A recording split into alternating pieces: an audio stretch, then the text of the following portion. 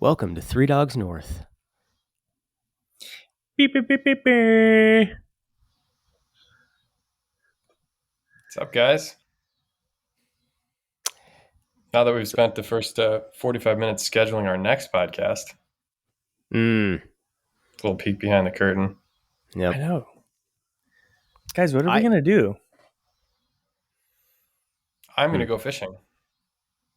I'm going to take off on a vacation. That rocks, man. I'm pretty psyched. Is it in Idaho? Yeah, destination is Idaho. Well, let's give the fans. We're going on a hiatus because of scheduling and Well, vacations. basically, it's Mike's fault because of the Army. Well- Hey. That's sort of Prove true. me wrong. I guess. Well, you're going to be gone for 2 weeks, Mm-hmm. and then I am going to be gone for like 2 weeks. And you're never free any mornings ever again. I You have know to the do morning hot yoga every morning. Is that It's tough. Hey, hot yoga is very difficult, and I'm becoming extremely limber. I haven't felt this good ever. Look, we do it in the sauna. That's why we got the new gym memberships. Mhm. Yep. Sweat it out. But we're gonna figure it out. I'm confident of that. We're gonna get it. But we're Yeah. off for a month, which should be Basically okay. a month, yeah. Yeah. You know what? I was not planning. Well, I guess I had in the back of my head of one of the things we could talk about tonight on that, but I was reminded here. I'm watching right now. I've done. It's a long movie, and so I've done it like a couple times at lunch. Watched half an hour of it, and I'll probably sit down and knock it out in the next few days. But on Netflix right now is Forrest Gump, and that is an exceptionally good movie. Like such a good movie. And it's just I don't know. I mean, there's so many ways, there's so many things like you could say about that movie, but there's just something about like I don't know how he sees like the world and like how he obviously the character that's portrayed in the movie. But in just like his humility and like it's like gullible, but just like he just like takes people at their word and like kind of sees the world literally. I don't know if that's the exact right term for it, but I have found that the affective movement, which is subjective in me so far in watching it, is like that's like in a way that's like the spiritual eyes that I want to see the world with. Of like, oh man, like I'm bummed that we can't podcast for a month, and then like it's going to be really like clearly it's going to be tricky like figuring out our next kind of routine now that we're in like this new assignment and everything like that. But like it's just there is an invitation to say there. That's one example of many things that are going on right now in my life of like that's one invitation to say there of like, oh yeah, like of course God is like willingness. And so that's like it's both what it is and it's like reality. So it's good there. Yeah, man. The Evangelization and Culture journal, the Word on Fire puts out. Do you guys get that ever? I used to. I don't think I'm in the institute anymore, but I know what you're talking about. Yeah. So my dad is, and he wasn't reading his copy this month. So I took it, and I've been reading like an article every day at breakfast, and it's all on childhood, which I thought was a really interesting theme. DMAC wrote a great article on the art of childhood, basically, like from the beginning of Christendom and stuff, like the portrayal of the ideals of childhood. Like what we're talking about with Forrest Gump, it made me think of that. It was like the innocence. There's a naivete in his innocence, but like what we kind of aspire to as adults is as a return to the childhood, like wonder. And what I mean by innocence is like what you're saying, responsiveness to reality. Like if it's sad, you're sad. If it's happy, you're happy. You're not duplicitous. You're not like trying to pretend that your subjective reaction is one thing because you want people to perceive you as this kind of, you're just who you are is who you are. And that's the charm of children, is they can't hide. And they don't understand people who are trying to hide or trick or lie, because they just take for granted that everybody's saying what's on their heart. But there was the one I just read tonight, actually, while I was eating dinner, was about the story "The Secret Garden." Have you ever read that? Oh yeah, dude, it's so good. Oh, have you? Maybe you've talked about this on the podcast. I think I did a long time ago. Maybe refresh like the listeners, because I definitely remember that. So Yeah. if you Well, could. Okay, so this is my summary of the article writer's summary of the book, which I just read Nice. like an hour ago, and Meta. Wait, the book or the article summary I read about the the sum? article. I read the book. I read the back of the book basically. So here's my summary. Who wrote the article? I can't remember. Not important. Not Not important. important. All the articles, every article in there is good. There's also an article on a Coventry Patmore poem called "The Toys" that Oh wow, I think Megan will really like. You'll have to look that up and reference that, Megan. But I haven't heard of Coventry Patmore. Scott used to love him. right, I was thinking I I remember somebody in really, seminary loving yeah, him. I like him a lot. I haven't read him in years. Yeah, Anyway, the poem "The Toys" was really good. So Secret Garden. It's a little girl who I think her parents die in a cholera epidemic, but had been kind of like self-absorbed, inattentive parents, and like let her basically do run her own life. She's taken care of by a maid or something like that. So she was a little tyrant and bad child, spoiled. And then when she is orphaned, she moves back to England and there lives with like a widower uncle who is also inattentive and absorbed in his own grief. So it's just a story of like children that are not parented, basically, not pursued, not loved, not cared for, um, or cherished or anything. And she then like discovers, actually, I don't know if it's the groundskeeper or the wife of the groundskeeper or something like that, but a woman who is sort of a mother figure takes her in and um, starts to care for her and get her outside and stuff, and out of her own like little petty tyrant ways. And she starts to like awaken to wonder and beauty. It's sort of like a return to childhood in an actual child. And then there's also this other kid who is sort of an invalid. He doesn't go outside. I think he might be in a wheelchair or something. Mm-hmm. And his mother died shortly after he was born from some hemorrhage where she had fallen down in this garden. So the symbolism is obvious of the woman falling in the garden and the sickness being passed on to the child, and just this like ennui, this boredom, selfishness, like a lack of life and luster.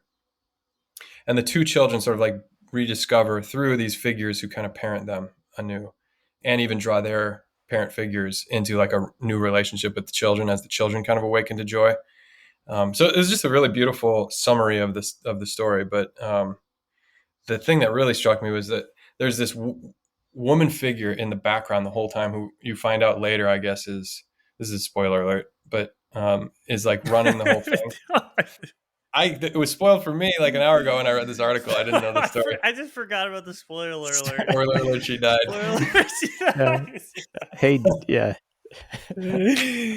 All one word, spoiler alert, she dies.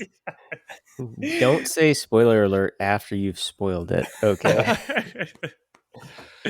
But she is just talked about by the other figures who kind of like help them, and they not only like start to wonder and love beauty, but then they start like loving other people and having affection for things and for animals and Yep. flowers and stuff. They're just like, the world ceases to be this place where they just like have a tantrum and get what they want, to like being a place where you cherish it and take care of it and hold it gently and love other people. And they start loving each other and encouraging each other. And this woman is like the mother of these other two that they always talk about. And they're like, I want to meet Susan someday or something like that. And finally she comes in to the picture, and the little boy, who now can walk and run after being stuck in this wheelchair because he's just been stuck inside, and now he's got this new energy, new fervor.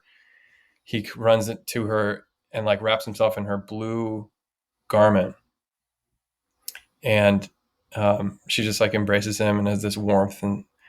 And he says something like that. She quoted it in the article, like, "You're what I always wanted."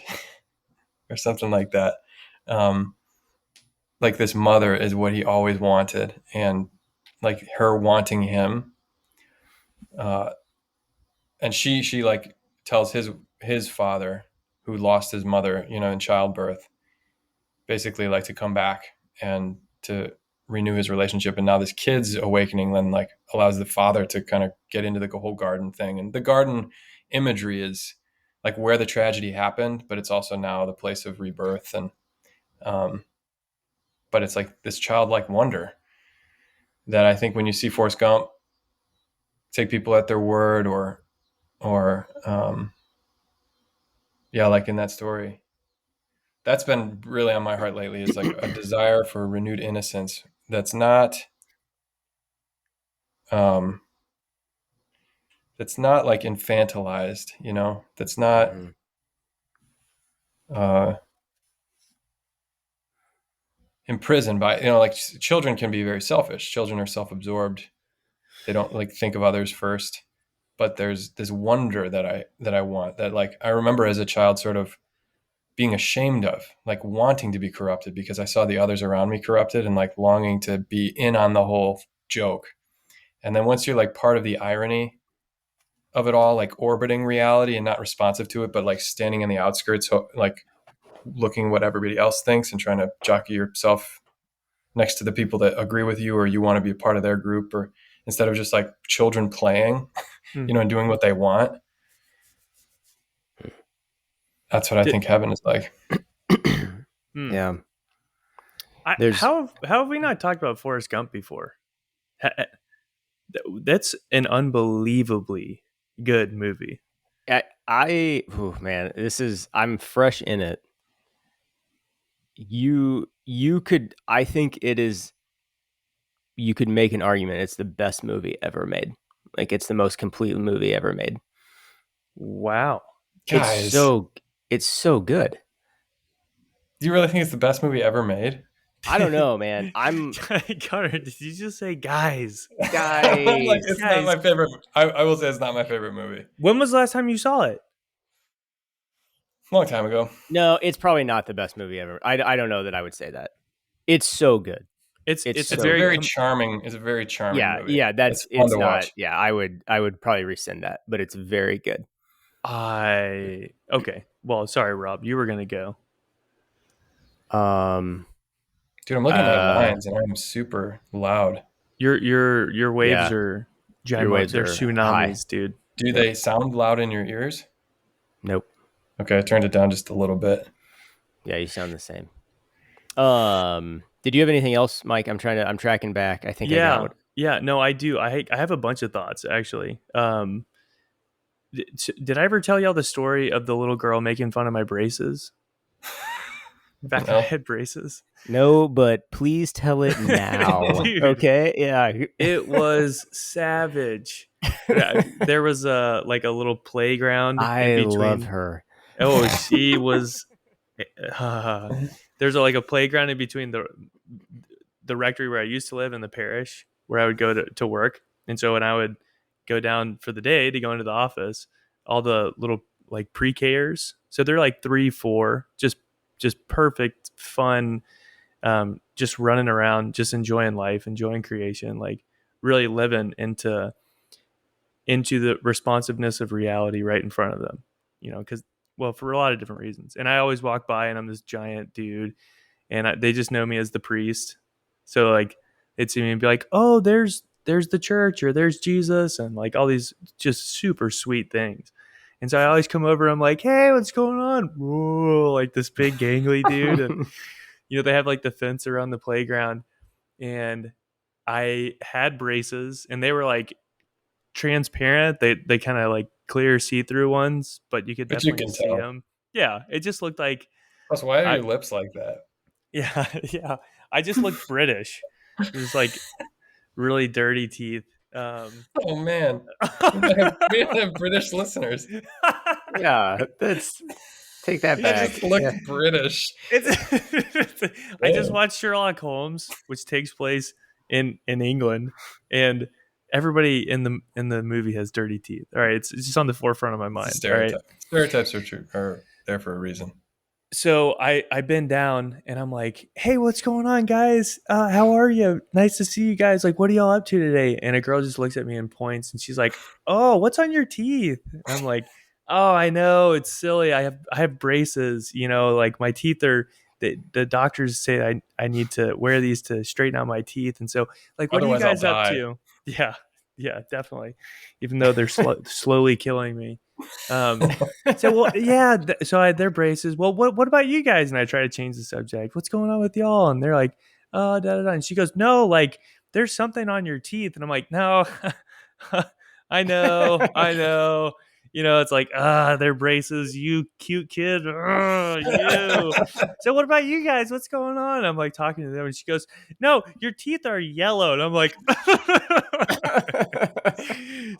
stop it. I'm never talking to you again. But it was just like she was just seeing it, and there was no filter of like, should I say this? Is this the right thing to say? It was just an immediate response to what was being presented in front of her, which is like, this guy has yellow teeth. And as like, I was just dying laughing. It was just the funniest thing of all time. She's just burning me to Hmm. my face, Yeah. but she like doesn't even realize it, you know? She's trying to So help you out. She's just saying what she sees. yeah, Mhm. she's like, you got something in between your teeth, except it's all over all of your teeth. And it's yellow.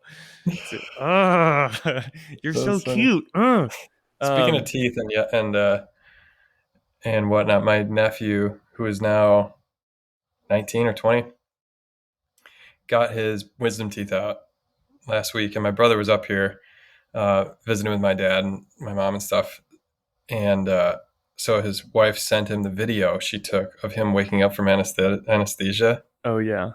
and it was hilarious, dude. Do you remember David at the dentist in the backseat of the car, beginning of Is YouTube? is Is this this going to gonna be be forever? It was forever? very similar to that, but a 20-year-old guy.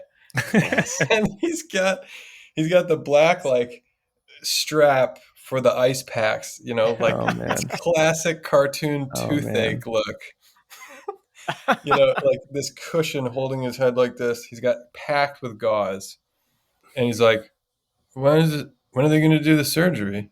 And she's like, he goes, "It's done." He goes, "What? They didn't go in my mouth." She's like, "Yeah, they did." He goes, "No, are you joking with me? They did the blood pressure on this arm, then they did the IV on this arm, and then no, I swear they never went in my mouth." She goes, "They did it after you went to sleep." He goes, "What?" Now I'm second guessing myself. It was What? like the funniest thing because you could tell how the video started. She was definitely just like acting like she was just shifting her phone on the table a little bit, and then she just put it in so he didn't know he was being filmed. But I don't think it was mean because I would be glad to have that video later I would be Yeah. totally if I okay were with him. that. Hmm. Him saying, I don't think they went into my mouth with like With this, basically a giant neon sign saying I just had mouth surgery.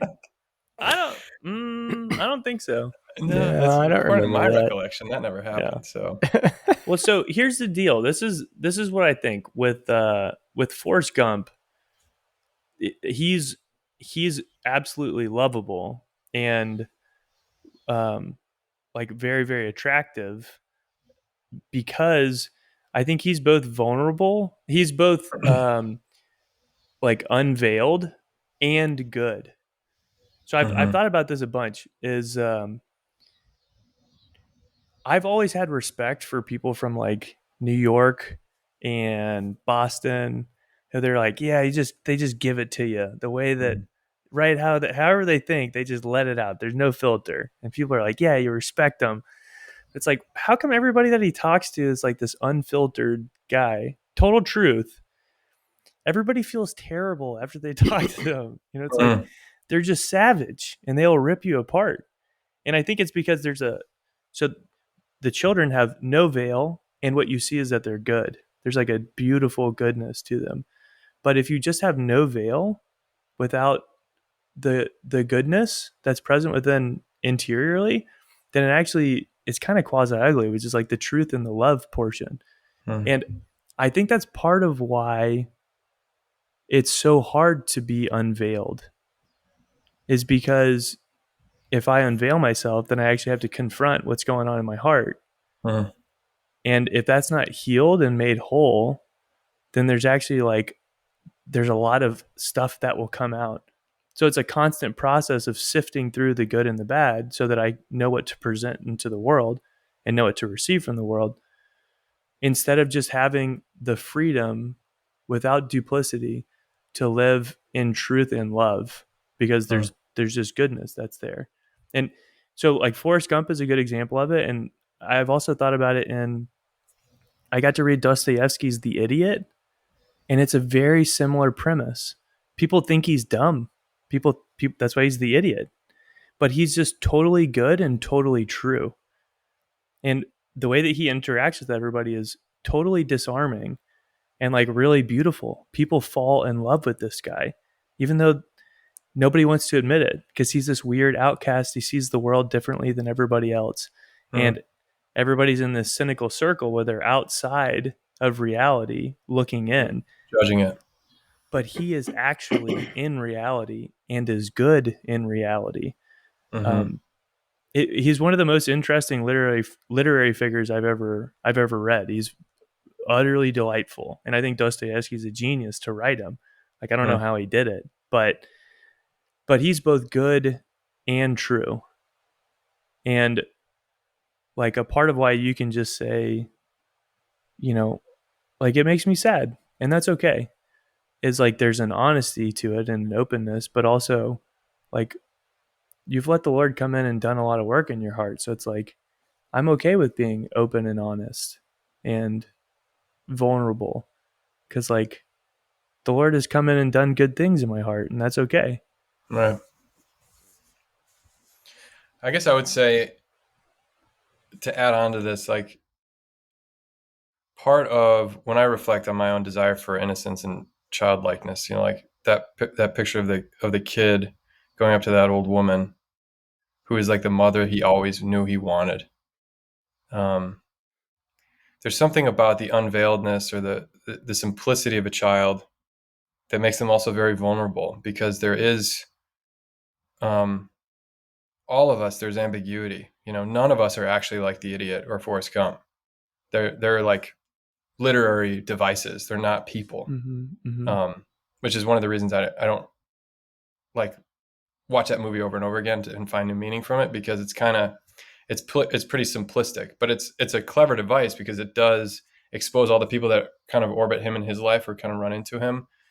Like what's important to them, it's relativized because of his simplicity. Like he just carries his friend out of the war. He just gets a shrimp boat. He just like does what he says he's going to do, which is cool. But my own childhood, like I think back on it, and being a child is very vulnerable because you can't really hide, you know, um, and you're really sensitive to when people see you and reject you. You haven't hardened yet, um, to those things, and like, as we grow older, we make up reasons like the world sucks, or I'm actually good at this and I'm misunderstood and blah blah blah. As a child, you just want to play, you just want to be part of things, and not really think about yourself very much. And then the moment you start, like, that makes you really vulnerable, because then if somebody abuses you or even just neglects you, and you feel like you're not loved or you're not actually good, it's very tempting to agree with that because there's lots of evidence for it, you know. Um, and because evil kind of begets evil. Like once you fall into that self consciousness, you do things that make you more ashamed. Like the more you realize that you're acting out of this malice and this desire to be seen for something that you're not, or put other people down because you feel insecure or whatever. Then you have all this cycle going, and so you have to be loved out of it. It's not like, um, I don't know if Forrest Gump can save, because it's like, does all he do like expose us and our corruption? But the thing about Mary, or this mother figure in the secret garden, is that she just comes to you in your corruption and your need for love and your pursuit of it in misguided and undisciplined ways. Um, Do you know what I mean? Yeah, I think so. So it's scary to be a child. It's like scary to be childlike. Um, Yeah. and I've written again this book on the Beatitudes I mentioned last time that Mal Class sent me, and you, Rob. Um, Hmm. it She quotes the Matthew 11. I think it's take my yoke upon me and upon you and learn from me, for I'm meek and humble of heart. That she points this out in the Gospels that it's the only time Jesus ever says, "Learn from me." Like, I'm going to teach you something. There's a lot of times he teaches and he preaches and tells parables and stuff, but he's like, "Learn this from me, from how I live. Be meek and humble of heart. Take my yoke upon you." Mm. That meekness, that humility, and you will find rest for yourselves. For my yoke is easy, my burden light. Um, I had this image. I kind of preached about it on Sunday of like Jesus walking with me and my friends as children, like up this path to heaven, and that joy is these places of rest. Like C.S. Lewis is Surprised by Joy. He talks about these experiences he had as a child of like just feeling joy, and he didn't know what it was, but it was like the best feeling ever, and he just wanted to stay in it. And the more he grasped at it, the more it just evaporated. Um, and what he discovered later in life after learning the Gospels that there are signposts on the way to heaven, that joy is actually God, or joy is a byproduct of having God or being in communion with Him, not the other way around. I get God so I can get joy. It's the other way around. Like, I get joy because I have God, and that this path that He's walking us on, like the more simple we are, the more meek and humble and obedient we are, the more fun it is. And the more, like, you could say, like, yeah, we're not going to podcast for a month. That sucks, but whatever. Like, the podcast is just a signpost post on the way to heaven. It's like a joy that we get to be together and we get to be friends and we get to be priests. And like, it allows you to kind of rest in reality and actually enjoy it, but not have to possess it. Mm-hmm. Um, The podcast is absolutely a signpost of heaven. it's This probably the only thing on the internet that's like authentically that. this is an an eschatological. This is an eschatological sign. We point to the eschaton. And we bring it about quicker. Yeah, man, I'm thinking about a couple things. Um, yeah, that perception of reality. I don't know if either of these will fit exactly. Just mulling them over, but thinking back on when I was down, staying with the buddy from Wichita, Father Isaac, a few weeks ago, and I think the people that know Isaac, like one of the attractive things about him is like he lives an undivided life, in at least compared to a lot of people that you're around. Um, and anyway, but I've noticed one of the fun things about being around him is that he like notices unique details that like are kind of unique to being with him. So like this is a silly example, but the evening we were camping, he found a couple like really cool old fishing weights that were like in the dirt somewhere, and he just like gave them to me. I had my tackle box there, and we saw a turtle laying eggs. Um, Wow. yeah, Whoa. super cool. And I think like because of him living an undivided life in a lot of ways, he's just very good at noticing details. But I've like thought about that since then, and yeah, it's a good question that you ask. I caught it at least of like this Forrest Gump like save. I think is how you ask that, and I mean the clear answer to that is no. And like that's also like just perceiving reality, just living in it, like that also doesn't save. Like that's not enough at the end of the day, even with like immense beauty around you. um I don't know, it like I get to that, it's rambled in a way, but like I'm just pondering the question, like why is it so dang hard to be vulnerable? Like I Mm-hmm. guess that's what's sticking with with me of it's just so hard, like, to be actually vulnerable with Mhm. anybody. And I don't know, it's a hard question to answer. I mentioned this a couple weeks ago in a homily, but this thing I saw in a park really struck me deeply. It wasn't not at the time, but later on praying with it, it just came up in my mind. Um, that I think gets to this question. So I sometimes I'll walk it in the evenings, pray the rosary, and there's this park in the neighborhood that I like to go to. It's just got a little track you walk around and big field in the middle.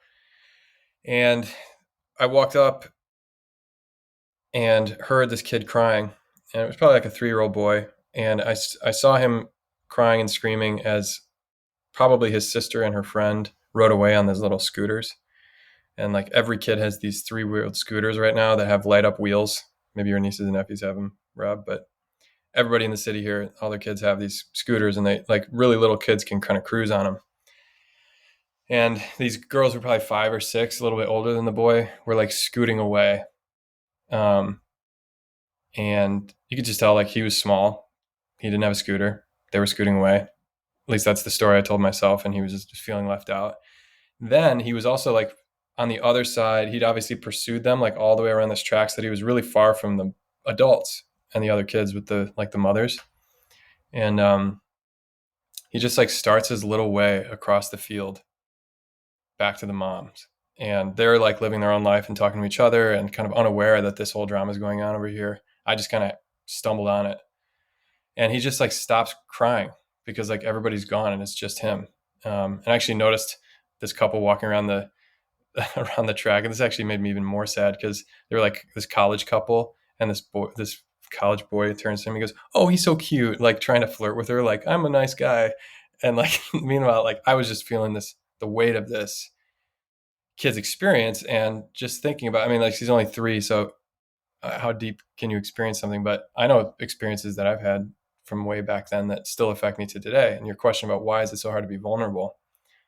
I just thought about like, you know, as a kid, you're really sensitive to this stuff, and maybe some kids aren't. And I know that I always kind of envied the kids that were my age that didn't seem as sensitive, or afraid, or as picky of an eater, or like little things that I just didn't like about myself that made me more vulnerable. And I'm even like vulnerable to the sun. Like if I'm out in the sun for 5 minutes, I sunburn. I'm like powder, dude. Maybe I'm like a what do you call that? An empath? Except I'm not. I was not a nice kid, so I'm not an empath. Um, Wasn't Powder an empath? He like touched the deer that was dying and then touched the hunter and made him feel what the deer was feeling. Did you ever see that movie? I don't know No. what you're referencing. It's the No. greatest movie ever made. Okay, you can rescind that. It's okay. It's okay I to rescind it. Powder's it's not the okay to greatest make movie. mistakes. All right. You can be vulnerable on this podcast. Yeah. Anyway, long story short, I prayed about it the next day or the day after or something like that, and just imagine just being in this open field and nobody's like looking for you. You know, you kind of have this little heartbreak, and it's pretty inconsequential. Like in terms of the world, it's not like nobody really cares. It's like get over it. You don't have a scooter, whatever. But like just the feeling of loneliness and like your desires, just like being alone with your desires that are so big, and you think it's the scooter you want or whatever you want. You know, like and what that causes the human heart to just like latch onto something and just be like, this is what I need, and I'm going to go get it, come hell or high water, or I'm never going to let this kind of thing happen to me again because it felt so ugly.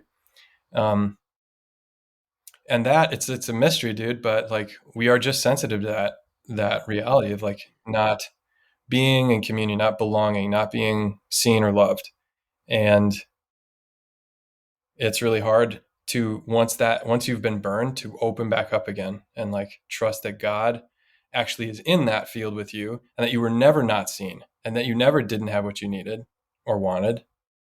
Do you know what I mean? Um, but that's why that kid like latching onto that woman being like, you're what I always wanted. Like it's so sweet to say like, you know, I didn't want a garden. I didn't want a scooter. I didn't want a big house. I wanted you, a Yeah. mom, you know? I think that's why it's so well, parents, like, you can't avoid the tragedy of life, but I mean, I guess particularly in this case, in this story and in the book, um, and like actual science and research, which I don't know, but I've read summaries of science and research that say this is, and I think uh, Done a it's. fair amount of research. So I listened to a talk by a psychologist that talked Actually, about I'll send you the video. It's 2.5 hours. it's a attachment theory, and so it's when when kiddos experience Mm, difficulty or they can't emotionally soothe themselves or they feel out of balance, there's a loss of equilibrium, that the parent is meant to come to them and to essentially say it's okay, um, and so that it helps to regulate how the child deals with difficulty and the suffering, which is cool because that means it's not actually about the scooter, but even the loss of the scooter is now a place where the parent can come in and say, no, what's really important is even without the scooter, I still love you. Like, I'm still here for you. We can still have a good time without it, whatever. And then little by little, as the child develops, they're capable of doing that on their own because the love of the parent, their face, has been ingrained with them in them more and more and more. So then we get less deregulated, destabilized by difficulties. And it's actually just it's because the parent is there with them. But that's mm, but so that's like an image of the father and of Mama Mary. Like, that's all that parents do, is they just mediate the way that God loves us to greater or lesser degrees of success, I guess.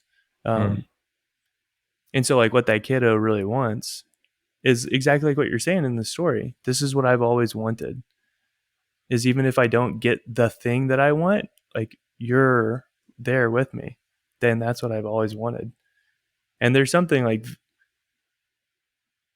but how often that doesn't happen, and that's the reality of life. And I hope parents don't listen to this and feel like, oh my gosh, this is a huge responsibility. And I do Well, feel it bad is, for but it it's is a also huge huge. responsibility. But it's like what a gift to be able to. So the positive story I have on this from a couple weeks ago, a friend of mine, college roommate, PJ, came to visit, and him and his family were just coming through from a road trip down in Tennessee for like a family vacation, and just happened to be coming through Chicago on a Sunday. So he texted me. We realized we hadn't seen each other in 4 years because I was at my last parish when we last hung out, me and his wife, or him and his wife, and he brought their three kids, one boy and two girls. So they're like 5, 3, and 2, or something like that. 5, 4, and 2. And the little middle girl, Marianne, is the troublemaker. And like right when they got there, it was clear like she's the one with a mind of her own. The other kids are just like, oh, we're going into the church now, and she's like, I'm not, and like just going to be a little bit of an issue. And Dana, the mom, is like, she's got, she's a little bit of a troublemaker, but she's nice. And like the way that they parented them was so beautiful because they were all these children are so distinct, even at that super germinal stage. You could tell that their personalities already and their way of relating and their way of their manifesting their needs and their desires. And at one point, like they'd been in the car for hours, then they went to mass, then they were like hungry and waiting for the grown-ups to be done catching up, and they were like sweetly playing hide and seek with each other. And at some point, Marianne like pushed over little Margie, and Margie was crying, and Dana went over to go coddle to comfort Margie, and Marianne, who should be in trouble right now because she's misbehaving, just runs up to PJ. Me and PJ are talking, and she just reaches up and goes, "Hold me, hold me!"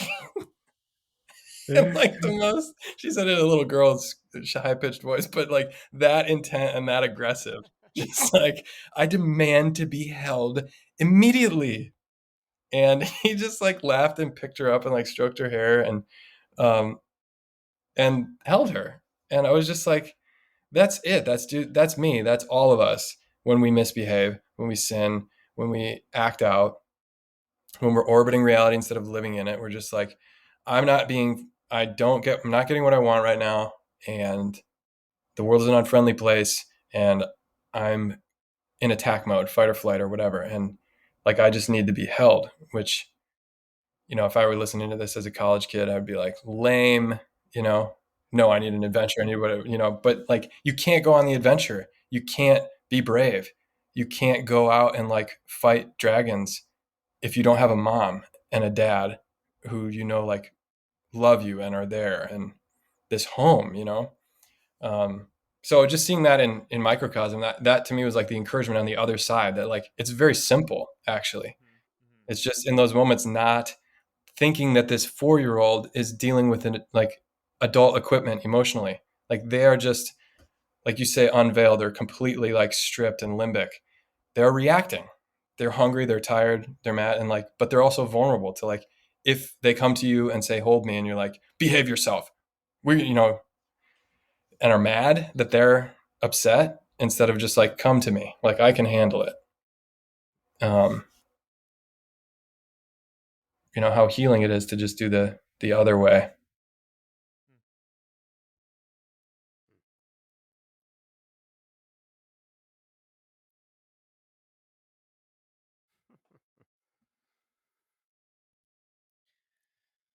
Hit a good Well, spot.